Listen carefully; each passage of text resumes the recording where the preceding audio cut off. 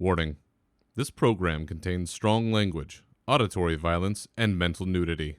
It is intended only for mature audiences. Listener discretion is advised.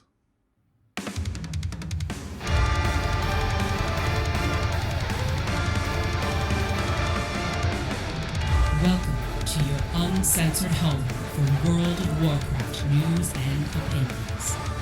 This is Unshackled Fury.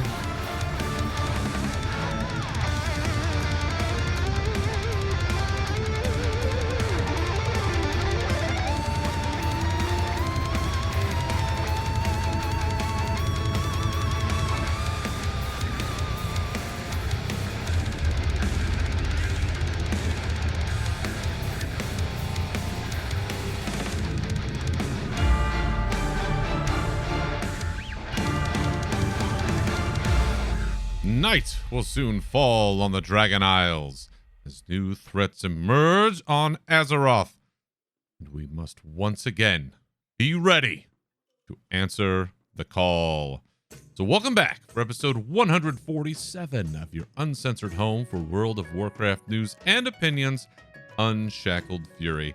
I'm your host, Berserker, and I'm riding solo this week as Mr. Jez Corden is out on assignment somewhere on the Mediterranean. On this episode, we're taking a final look at patch 10.2.7 Darkheart. Before launch, the intriguing cinematic for that came early, a couple alpha tidbits, some BlizzCon bullshit, and your May trading post ratings. But first, full disclosure, you'll probably see this paying attention to the episode itself. Although I have not recorded it yet because I'm doing it right now, this is probably going to be a short one. Had a bit of a change of plans here towards the latter part of the week and have, quite frankly, a lot of plates that I'm spinning these days.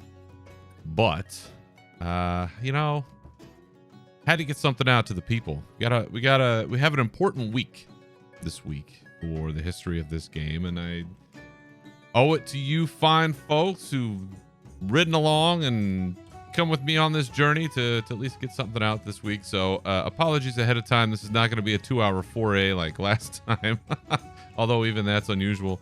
This one's going to be a little bit more of a speed run, so apologies up front that this will not be your usual hour-ish ride. But I hope it's fun. Nonetheless, it's been interesting as of late. Back when Nav was here on the show with me, we used to laugh about the fact that there was some angry cat lady that wrote for Wowhead or something that complained about podcasts that would talk about, oh, this is what I'm doing this week. And that's why we always made kind of a jackassy point of being like, so what did you do this week? Well, you know what I've been doing? Don't listen to this show. You know what I've been doing? I've been going back to basics. Last time I talked about how I feel a little lost these days. I feel a little lost with the game with no active raid team, and we're all kind of scattered at the moment, and it's kind of a weird space.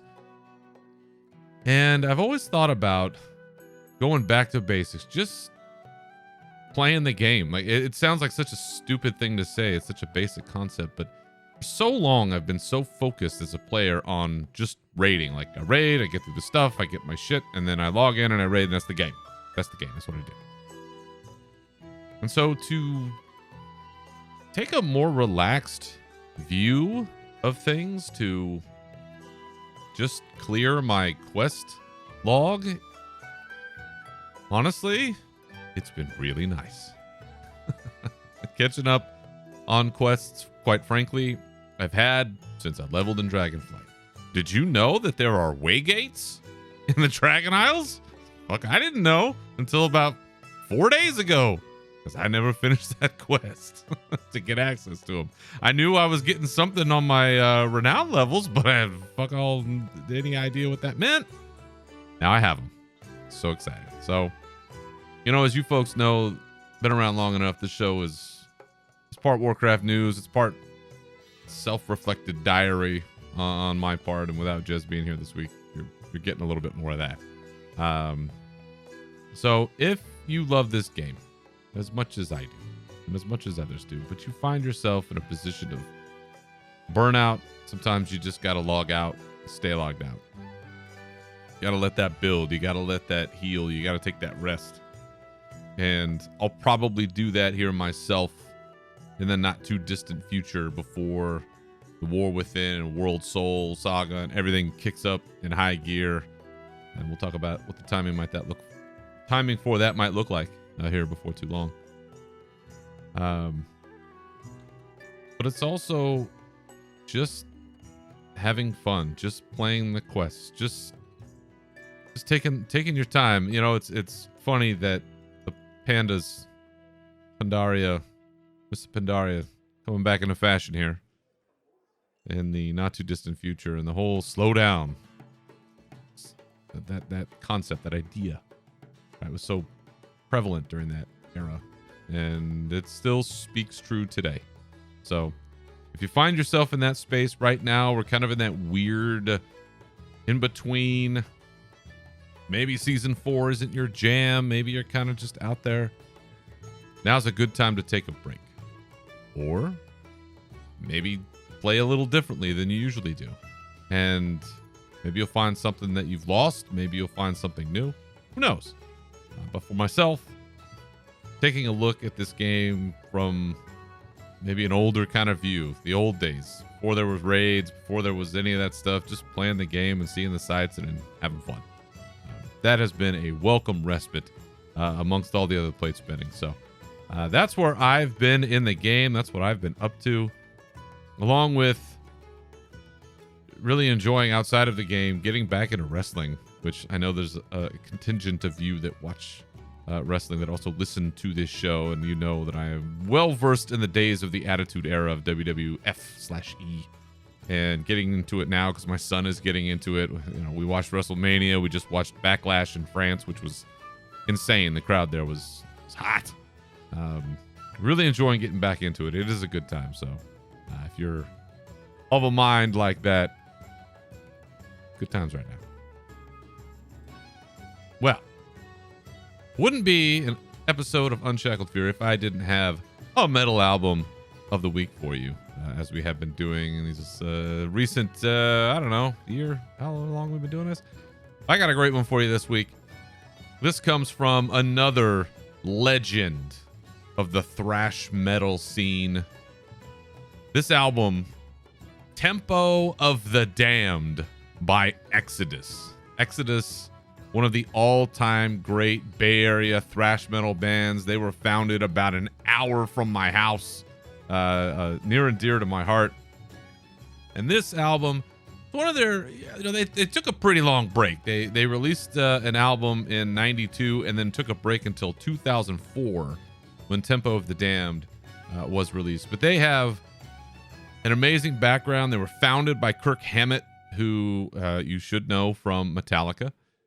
They have a phenomenal lead singer who's been there for most of the time, Steve Souza, who has this just really unique sound that just is so fucking great for thrash. It's so aggressive and in your face, and it's just fucking rad. But this album has some insanely great songs. My favorites, top 3 would be Blacklist, Shroud of Urine, and Culling the Herd. No, this is not a friendly band or album for the, let's say, religiously affiliated. It is quite aggressive, as the title Shroud of Urine might indicate to you if you know what that's referencing. Phenomenal album, though, front to back. Put it on, jam, get your shit out. It's a Hall of Famer in my mind. And check out the rest of Exodus's catalog as well. It is truly one of the all-time great examples of Bay Area thrash metal, the scene that existed, the scene that still kind of does to this day, and a great entry for them. So Tempo of the Damned by Exodus. Go out, check it out. All right, got I think this one's gonna be a little bit more of a real rage topic, a little less tongue in cheek this time around.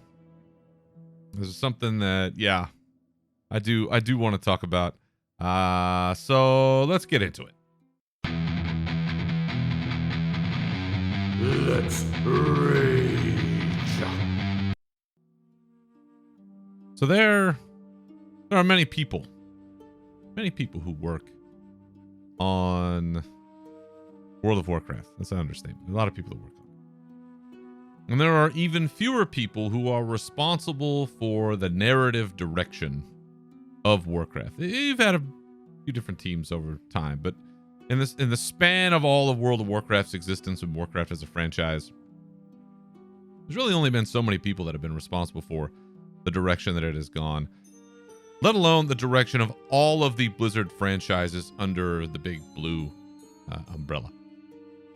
And one of those voices, one of those individuals who's long been part of the World of Warcraft family and the Blizzard family, and was for a while an employee, was author Christie Golden. Christie Golden, who has authored a number of Warcraft books, StarCraft, other franchises, Star Wars, other places, quite prolific. I want to say she's got, 50 bestsellers. I mean, she's been putting in the work. And quite possibly one of the nicest people I've ever met in this community, in this, sphere, whatever you want to call this. And back when the layoffs happened some months ago, there was a question about what was happening, but who was let go, who wasn't, and we were told that certain teams were relatively untouched and this and that, and it wasn't quite clear kind of where everything landed. And we didn't find out until this past week that unfortunately Christie Golden was caught up in that layoff wave. And to make matters even worse, back to back, she got laid off and her 26-year-old nephew died after his battle with lung cancer. So needless to say, just on the grand scheme of life, that is a shitty hand to be dealt. And so horrible, obviously, for her family, everyone that's had to deal with that. But more locally, sad to see that she is no longer a day-to-day part of what's happening at Blizzard. And so she put out a post and she talked about, essentially what happened. How she's had a 25-year relationship with Blizzard and she's gonna miss working with the story and franchise development people. The door is open to collaborate again in the future, which is nice. I'm glad to hear that. And it sounds like she's got other things on the horizon, so that's good too. But for whoever made this decision to let this person go, I truly cannot understand how that's a good idea. I can't. She has been responsible for several major characters' development, which I have thoroughly enjoyed, Anduin being the most prominent. Her book, Arthas, my favorite. You'll recall from BlizzCon, I stood in a line for, 2 hours. My back was fucking dying, and I was just not happy about it. But I could see that she was spending the time to talk to every single person who came to see her. And she was genuine, and she saw certainly the emotion when she and I talked. We had a nice little moment there and connected, and she understood, I think, how much of an impact her work has had on me. And I know that I'm just one of many. So to see her so unceremoniously dumped, I cannot understand. I cannot understand. And my words kind of fail me in this moment. So to whoever made this decision, to whoever decided that dumping Christy Golden was the right thing, I guess this is what I want. I want him brought right here with a big ribbon on his head.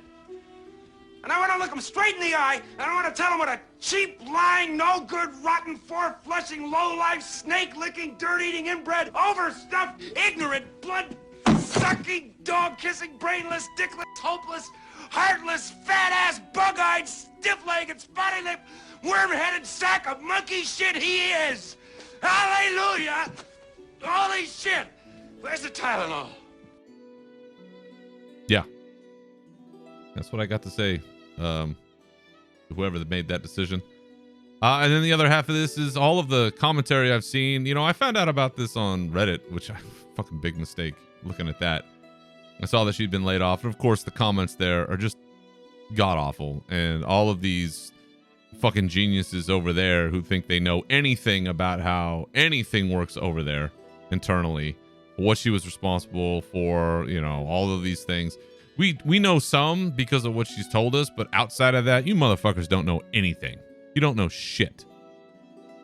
And so to rag on Christy and to say all these things about her, you know, again, my words kind of fail me. But here's what y'all can do with your comments. I got an idea, though. I got an idea. Why don't y'all take that badge and shove it up your ass? All up in your ass. That's right. Just take them, shove them up your ass. Because none of you know anything about how any of that works.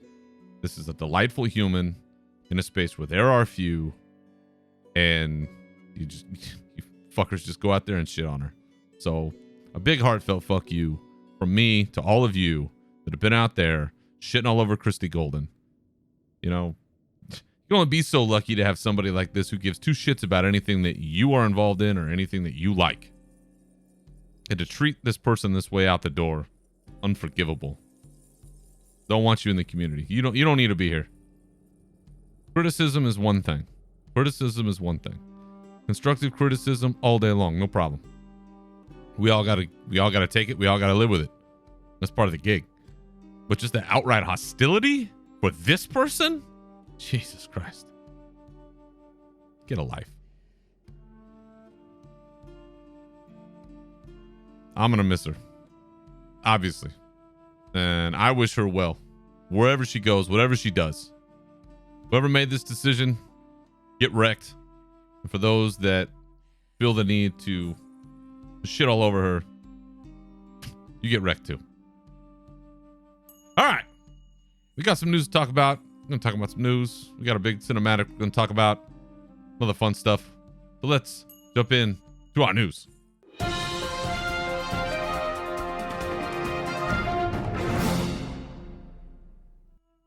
All right. Patch 10.2.7. Another one of these sub patches is hitting. And usually it's like, oh, we got the selfie cam. Oh, no. We got something big this time. This is now, I had mentioned last time that the alpha was the, you know, kind of the kickoff for World Soul Saga, or with an in-game. Now 10.2.7 is really, this is the story. This is the beginning. This is us shifting now from one phase to the next. And so some official posts have gone out. Mark your calendars for the release of the next content update, Dragonflight Darkheart, on May 7th. So this episode's coming out on the 6th, May 7th.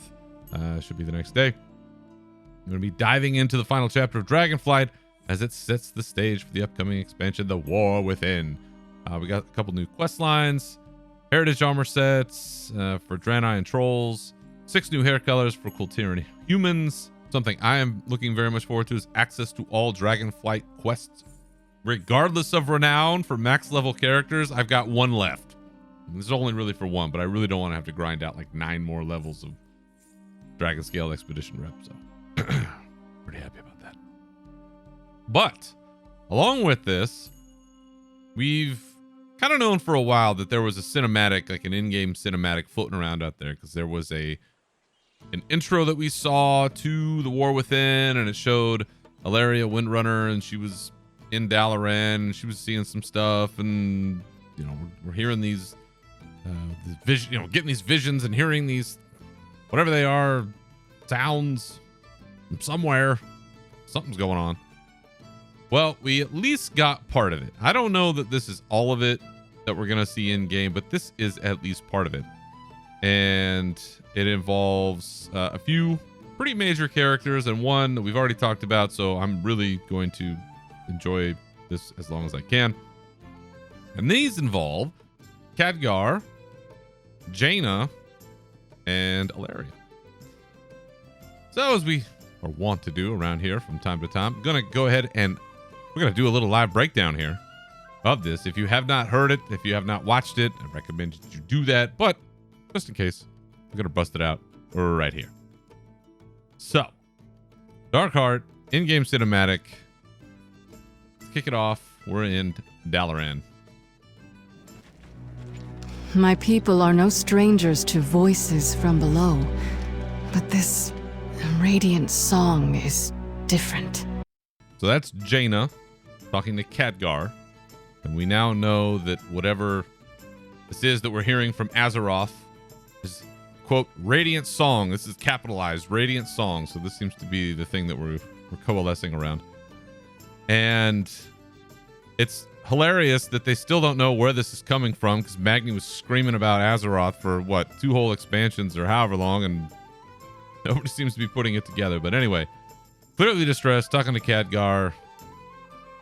It's different sounds. Apparently, over in Kultiras, there's the Tide Sages. They hear something, but this is different. So, wholly new, radiant song. Don't know what it is. Let's go. Is being heard all across Azeroth. The Council doesn't know what to make of it. There must be someone who does. I'll let you know what I find. So now she just portals up straight out of there. All right. Not sure what this is. We're going to find something. I got to go. Doesn't say anything to Illyria. Doesn't acknowledge her presence in any way. Now, you see somebody like that walking up, you can see them. She's one of the greatest, most powerful mages of all time. She doesn't have that bad a peripheral vision. So I don't know if there's heat there or something happened earlier, or it's just the whole void thing. Because, you know, Illyria's made friends with the void. Not quite sure. But that seemed odd to me. But anyway, up comes Illyria, and Khadgar's going to seem not upset about it. Illyria. It's been too long, old friend. Good to see you, Khadgar. Doing well? As well as can be expected. How's the family? I haven't... It's better if I keep my distance. So I wanted to stop it there for 2 reasons. One, if you recall, she's married to Turalyon, who is the regent of Stormwind or whatever he is right now. Light infused, basically immortal. You know, he's very much light, where she's embraced the void. There's a clash there. I don't know if they can even physically touch each other. It's a problem. Her son, their son, Erator, who is a paladin, I believe. You know, again, light-sided. So a challenge there. Her sister Verisa also around. Don't know if that means that she hasn't been talking to her sister since they had their little Windrunner sister triumvirate powwow in Shadowlands, but that's not looking too good. So an outcast here, something's going on. But it's also the voice acting that I wanted to touch on, because you can hear it's not as stilted, right? Where you like line. You can hear when she goes, she makes that little sound. There's like it's a little tick, like a verbal tick. and it just brings another element of life into these things. And the animation continues to get better and better. They're really blending the lines now, in terms of how far. I think every time I think they're like, I don't know if they could push this much further, they keep going. So credit to Karen Gregory and all the folks over there. Conflicted. Hilaria, conflicted. Of course, the void. That would be... Actually, your connection to the void is why I asked you here. We still don't know what this dark heart relic is capable of, but we do know it's in the hands of someone called the Harbinger. How do we know what the dark heart is? All right, so there's a piece there that we got to fill in. How does he know what it is? How do we know what it is? We know that the Harbinger is Xal'atath, waifu, naifu, whatever. She's gonna turn. I'm telling you, she's gonna be horrific. Like, as Jez put it, chthonic in a way that is gonna be terrifying. And then all the people that wanted to fuck her, ooh, maybe you still will. I don't know. Maybe the tentacle thing is your jam, but it's gonna be hilarious when that turn happens. But we know that she has this trinket, dragon soul, heart of Azeroth looking thing that's got voidy power in it. So we know that it's there. We know that we need to find it or stop them or something. I guess the question for me at this point is, how does Khadgar know? How do we get to that point? I'm sure we'll find out in the quests. But another little piece we got to fit in there. And so he's leaning on her connection to the void, which she does have. She has been seeing visions. When the Harbinger is mentioned to her, it does feel like she knows something she's not saying. Whether she knows, or just kind of is like, I feel like I know something. Don't know yet. But there's clearly something that she's not saying that might be helpful. But maybe she just needs to figure out a little bit more before she opens up. Who they are and what they intend to do remains a mystery, which is why I need your help. To hunt down a dangerous foe we know nothing about. Honestly, I could use the distraction. Same old Valeria. Void or no void. Oops. I didn't mean to... See you soon, Khadgar. Dark heart in hand.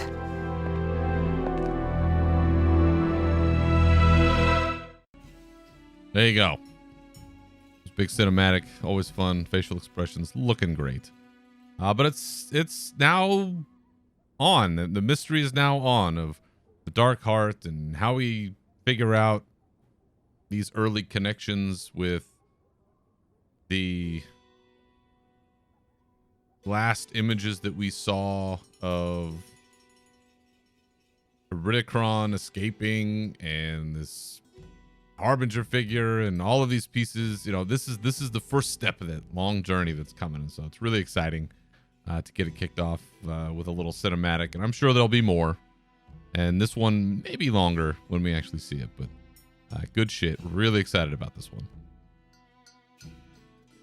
One other thing that's interesting too is this is still the old Illyria. This is not the Illyria that's in the promo art, where she's got like that silver and blue get up. Her hair kind of looks different. Got, kind of like a Valkyria thing kind of going on here. But she's also shooting this void bow, which looks pretty rad. So there's something's gonna happen here. We're still waiting for something, but a great way to kick off and get some excitement going on 10-7 and the story we'll be seeing in Dark Heart. Now, on top of this, we're also going to get a couple of other quests that I thought were kind of interesting to look at. One is the Be Yourself celebration, where it looks like we're going to be helping Emberthal choose her Visage form, and it's going to be maybe a greatest hits of the Dragon Isles or some sort of, journey through what we've just done. The other is Sins of the Sister, where a night elf is looking to bury some family at Belameth, and she finds some stuff out, so you got to go talk to Malfurion. at the Terrace of the Moon in Belameth to get that started. The other one, Chromie and Valdrakken for the Visage quest. So, a couple little tidbits here. But the other big thing I think everybody's excited about in 10.2.7 is the forthcoming WoW Remix Mists of Pandaria event that we talked about a few times before. That will be starting May 16th, and that will be the MOP time running. I think is kind of what everybody's called it. And there are some changes there that you should look into the under development posts that they've had. I know Wowhead has covered this pretty extensively. The zone ranges they've put up, and the loot that it's going to be changed, and some of the mounts and other stuff. And then bronze currency is what you're going to be using. So that is coming up here in what, a couple weeks, 10 days. Yeah. I hope you folks enjoy that. I don't know how much I'll be checking that out. I'm sure I will a little bit. But the really interesting thing about this, to then segue into the alpha, in the alpha, seems to indicate that the Mist's time running is going to end August 19th. And if we've all been looking at our calendars in the same way when it comes to development cycles, we're all thinking end of August, September, War Within launch. That seems to track with about what we've all been thinking, and that would be pretty great. So the WoW MOP remix, time running, whatever, sounds like it's going to be around for a few months, so you don't have to rush out like Plunderstorm, which, by the way, I hope all of you enjoyed that when it happened. But you'll have a bit more time to enjoy this, which is nice, and a good sort of in between, I think, to have a nice run through Pandaria if that's your jam. Such a great setup there. But if you are so inclined, May 16th is when that's going to start, and we will be ready to go time running. That'd be exciting. Other than that, with the alpha in full effect, you should get in if you can, because right now Hallowfall is available, and it is as amazing as everybody says it is. I just jumped in and got on my mount and flew up as high as I could go and take a look at it. It's unbelievable what they've done. It does feel like you are not, it feels like you're outside in a zone, not underground. It's bonkers. Super cool. Y'all are gonna fucking love it. Our buddy Jez, co-host Jez, he's not here to talk about his own article, but he did publish an article about some dev interviews he got to do. And the one item I wanted to touch on in it is he did ask about the Brawlers Guild. We talked about the Brawlers Guild, and it looks like they're going to look to bring that back as an evergreen feature. Super excited about that. So keep your eyes open for more. And last thing about the alpha, there was an updated Charlemagne model, which looks fantastic. Super high detail, great for Anduin. I don't think that we will be wielding this, and that's fine. I've given up that. If I'm as a warrior holding on to this, it's probably not a good sign. So I'm gonna go ahead and let that one go. But alpha rolling on. Hope you get access. Just keep checking your launcher. The email is not reliable. Just keep checking your launcher, see if you have access. It'll pop up as an option. It'll say alpha. And get it, download it, check it out, have fun. Now, on to some other bullshit. We did find out there was an announcement that BlizzCon 2024 has been canceled. It's not going to happen. And I have to say, this may have been one of the worst kept secrets in the WoW community. Jez isn't here, but I think it's safe to say I know that he knew because he told me. So I've known for a while. Other folks have known for a while. I know Seraphis, who runs Con Before the Storm, he even put up a post and saying he's known for a while.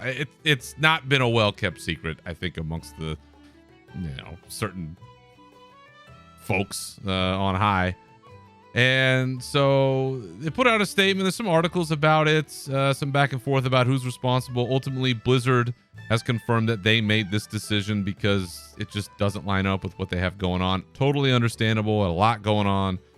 Putting on that convention is gargantuan. So focus on what you've got this year, with War Within and the Diablo 4 expansion, Vessel of Hatred. Don't forget, that's still coming. So that's unfortunate, in the sense that I had such an amazing time last year and getting to meet people in person and all of that. I mean, that's why we do it. That's why BlizzCon is so great, to put faces to names and see everything and feel that love and that vibe. And it's so unique and wonderful. So on one hand, it's unfortunate that it won't be happening this year, that this opportunity will not occur. But it seems pretty clear that BlizzCon is not gone. It's just not happening this year, which they have not had it even before COVID. There was at least a year or two that were skipped. So this is not unprecedented. The sky is not falling. They're making a good decision for the company, it sounds like. And while that is kind of a bummer in terms of, us getting to get together and do our thing, if it makes them better product, better situation, then let's roll. And shit, I'll see you all in 2025. We'll figure that out. So one more thing before we get to the May 2024 Trading Post ratings is the Cataclysm Classic pre-expansion. It's now live, and I have to say once again, this ain't classic. I don't know what the fuck they're doing. This is madness. This is madness, folks. Everything before Cata was classic. That was why we had classic. I don't know how many times we got to say this. It's not. Should have just left it as Wrath, and then I don't know.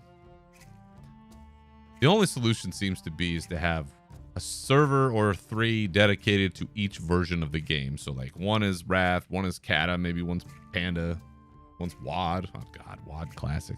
I know we joked about it before, but can you imagine? Jesus. Yeah, it's out there. If that's your jam, hey, I hope you love it. I have some memories of Cataclysm. Not my favorite. I'll be honest. It was not my favorite. There was some fun stuff. But hey, if it's your jam, have fun. I hope you enjoy it. But you will likely not be seeing me there. All right, so let's get to our May Trading Post ratings. I'm going to have to kind of go back and forth between a couple things here to make sure I'm looking at the right thing, because once again, they screwed up the way they do their posts. So we're going to hit it. May 2024 has this sort of nature vibe to it, and I know people haven't been too kind about it. Well, let's take a look, and we'll start off with some mounts with a big B called Buzzworth. That's what I'm talking about! That's why he's MVP! That's why he's the GOAT! The GOAT! B mount, baby. Best all time. All right, next up we have a... What is this thing? It's a Pokey. It's a little... This is a voodoo doll? What do you call this? I don't know. It's got an arrow sticking out of him. It's got a noose around his neck. Oh, I don't know about this thing. I mean, it's alright, like... I've seen it in the animations. They're kind of cool, but... Yeah, I don't know. It gives me the willies.